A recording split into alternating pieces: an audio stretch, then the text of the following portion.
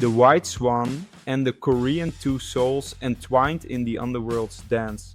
In a world where betrayal and loyalty blur, a ballerina and an enforcer must outmaneuver ruthless crime lords to reclaim their freedom and redefine their fates.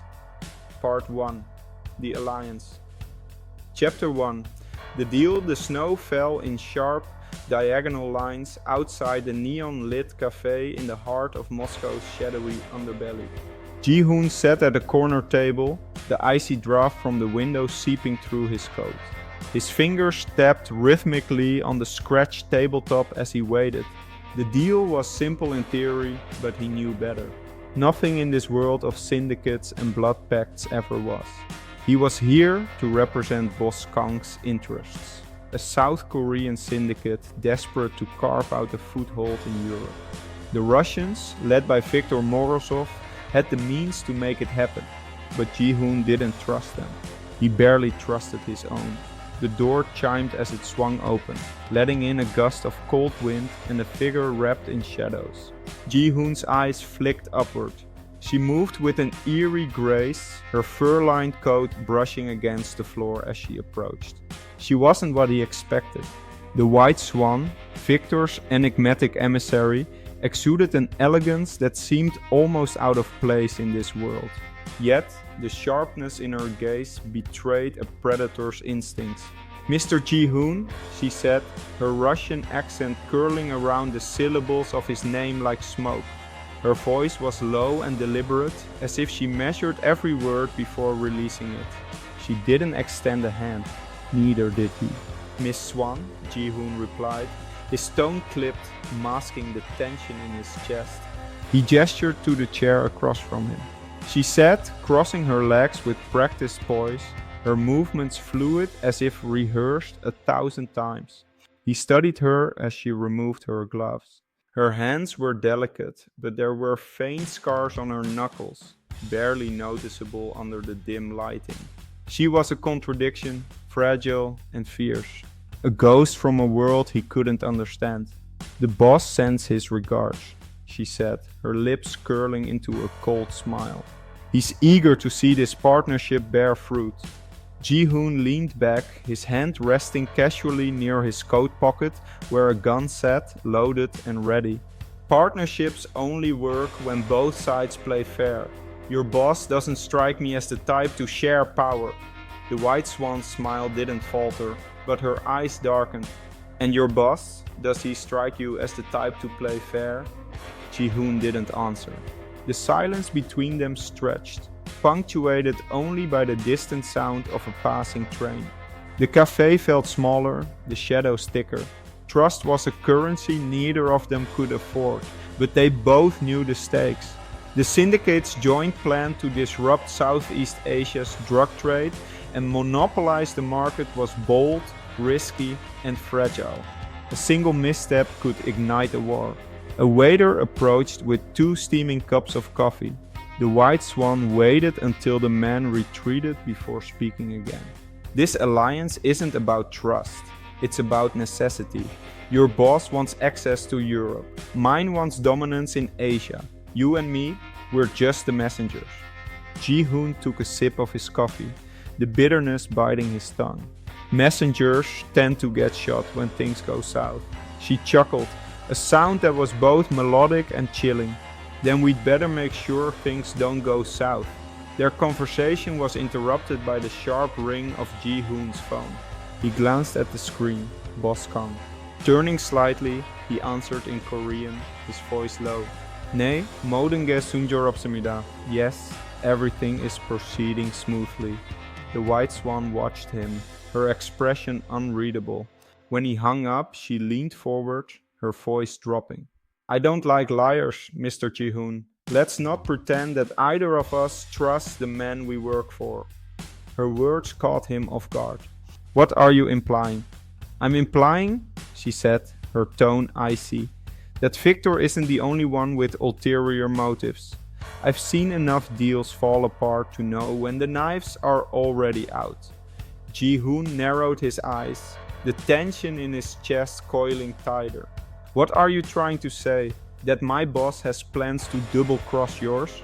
Her smile returned, but it was colder than the Moscow night. "I'm saying that if either of us wants to survive this, we'd better start watching our backs. The game we're playing isn't about loyalty, it's about leverage."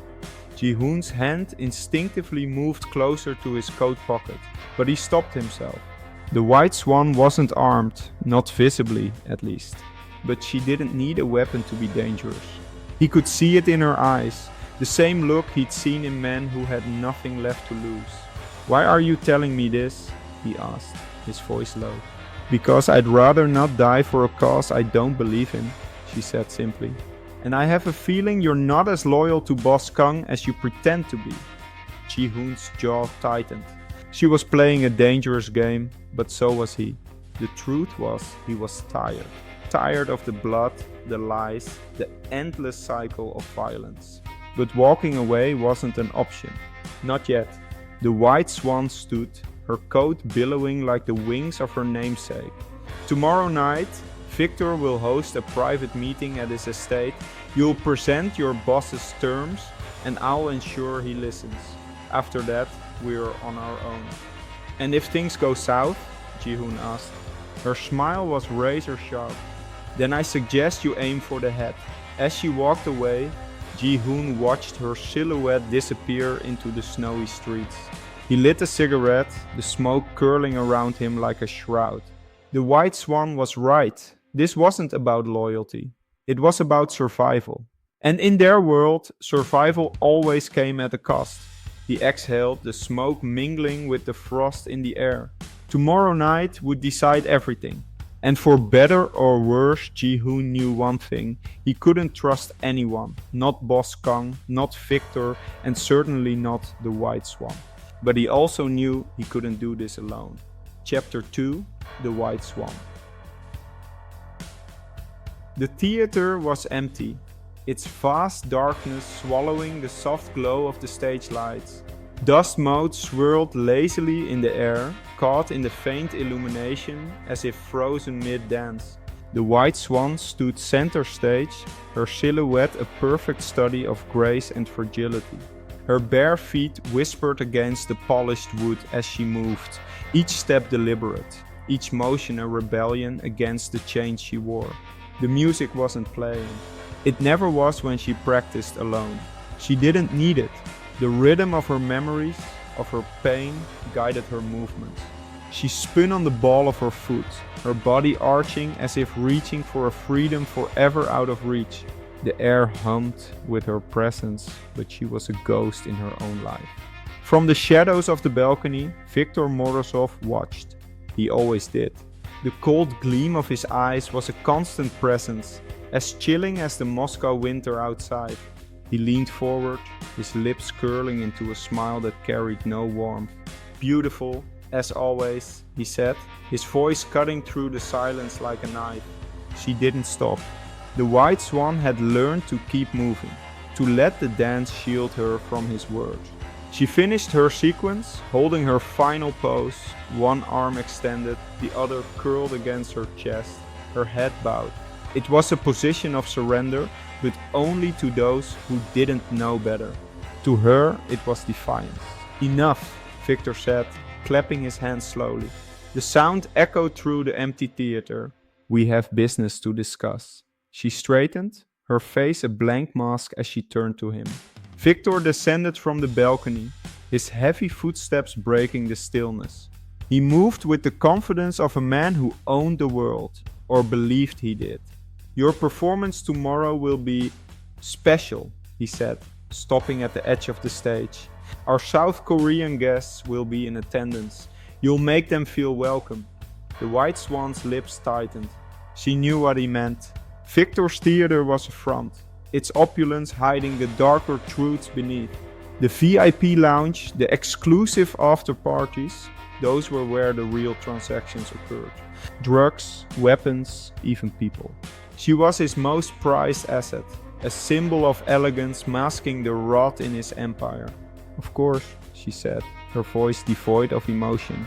"I live to serve." Victor's smile widened, but it didn't reach his eyes. Don't forget who saved you, Irina. Without me, you'd still be nothing. A failed dancer scraping for scraps.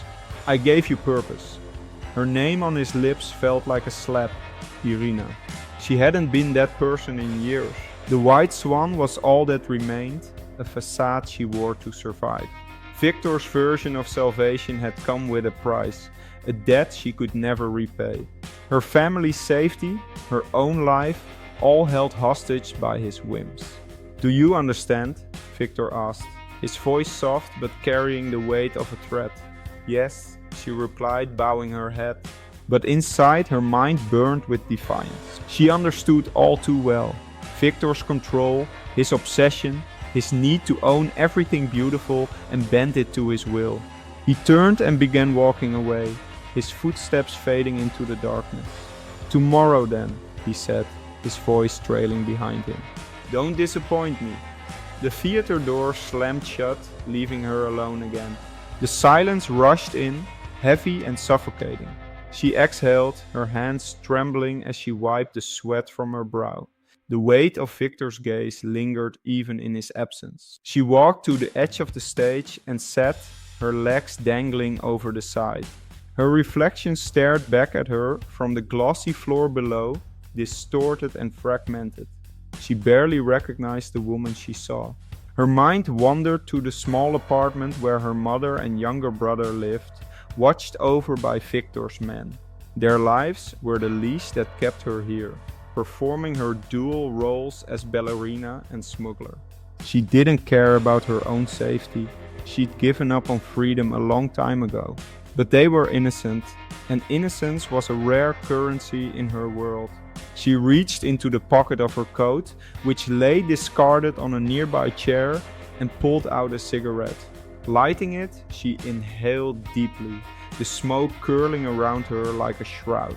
She had once been repulsed by the habit, but now it was a small rebellion, a moment of control in a life where she had none. Her thoughts turned to the South Korean enforcer who was scheduled to arrive tomorrow, Ji-hoon. She had heard whispers about him, a man of precision and loyalty, but with cracks in his armor. Victor had instructed her to ensure he felt welcome, to use her charm to secure the deal. She knew what that meant. But something about the name lingered in her mind. Ji-hoon. There was a finality to it, a weight. She wondered if he was as trapped as she was, bound by loyalty to a master who saw him as nothing more than a tool. She crushed the cigarette under her heel, watching the embers die. Tomorrow would be another performance, another act in the endless play that was her life. But something about this one felt different. The air was charged, electric with the promise of change. The white swan stood and walked back to center stage, her bare feet silent against the wood. She raised her arms, finding her position, and began to move. Each pirouette was a rebellion, each leap a refusal to break. The dance was all she had left, her only weapon in a world that sought to destroy her. And somewhere in the back of her mind, a single thought took root. Maybe tomorrow would bring more than another performance. Maybe, just maybe, it would bring a way out. Chapter 3. The Oligarch's Feast. The gates to Viktor Morozov's estate loomed like the mouth of a beast, yawning wide to swallow the night. Ji-hoon stepped out of the black sedan, the bitter Moscow cold biting through his tailored coat. Beyond the gates lay a world of opulence, a stark contrast to the brutal underbelly it masked. Golden light spilled from the sprawling mansion's windows, illuminating the snow-covered courtyard. Guests, draped in diamonds and wrapped in whispers, glided toward the entrance. Ji-hoon moved among them, his sharp eyes missing nothing. Inside, the air was thick with decadence. Chandeliers of cascading crystal reflected the flicker of candlelight, casting fragmented shadows that danced on the marble floors. A string quartet played from an elevated balcony, their melodies delicate but lost beneath the hum of laughter and low conversation. Men in suits as sharp as their knives clinked glasses of vodka. Women in gowns that clung like secrets floated between them. Ji-hoon wasn't here to blend in. He was here to observe. to calculate. Boss Kang had sent him to broker an alliance, but Ji-hoon had his doubts about whether Viktor Morozov's empire was worth the risk. The Russians, for all their flair, thrived on chaos, and chaos was bad for business. A server approached, offering a tray of drinks. Ji-hoon declined, his attention fixed on the far end of the room, where Viktor sat like a king on his throne. The crime lord lounged on a velvet settee, a glass of amber liquid in hand, his wolfish grin directed at the woman beside him. The White Swan. She was a vision, draped in a dress of pale silk that clung to her every movement. Her hair was pinned in an elegant twist, but her eyes betrayed the mask she wore.